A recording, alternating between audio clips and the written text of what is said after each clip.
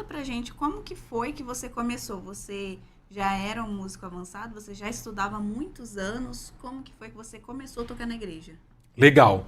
Então, eu iniciei fazendo aula de violão clássico, violão erudito, era como se fosse um projeto social, uma ONG que tinha aqui na minha cidade. E eu estudei durante um ano, por isso que é importante vocês entenderem a questão do método, que quando você estuda com método específico, para tocar na igreja você tem resultados muito mais rápidos, e quando você estuda com métodos não tradicionais, ou métodos convencionais tradicionais, você não consegue ter resultados. Eu estudei durante mais ou menos uns 10 meses, quase um ano. Eu fiz aula de violão clássico, violão erudito, e depois de um ano, quando eu saí de lá, minha mãe falou: e aí, você já tá tocando? Você já consegue tocar na igreja? Porque tava precisando de músicos na minha igreja. Nessa época, muita gente tinha saído da igreja, tinha afastado, e minha mãe já tocava teclado.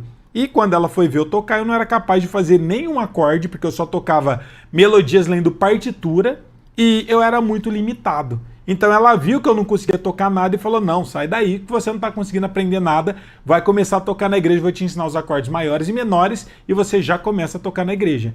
E aí ela me ensinou os acordes maiores e menores. Na época eu não sabia nem fazer pestana, eu só sabia os acordes maiores e menores básicos e alguns ritmos. E aí ela foi e colocava uma cadeira do lado dela ali na igreja e ela ia me falando as notas, ia me ditando as notas, tipo dó, sol, lá menor. Quando eu chegava no fá, que era uma pestana, eu não sabia fazer. Mas esse foi meu início. E automaticamente, eu tocando na igreja, eu tive contato com outros músicos mais experientes, eu peguei algumas dicas, vi exatamente quais eram as necessidades e as principais dificuldades que eu tinha, e eu comecei a me dedicar mais nelas para mim conseguir estar me desenvolvendo. E eu aprendi a tocar de ouvido depois de muitos anos, mas eu já tocava na igreja. Eu fui aprender a fazer pestanas depois de muito tempo tocando na igreja, depois de mais de um ano também tocando na igreja. Mas isso não foi um empecilho para mim começar a tocar na igreja. Eu comecei do jeito que dava e fui me aprimorando conforme foi passando o tempo. Mas isso me ajudou para mim conseguir estar me desenvolvendo, porque automaticamente eu tive uma noção muito maior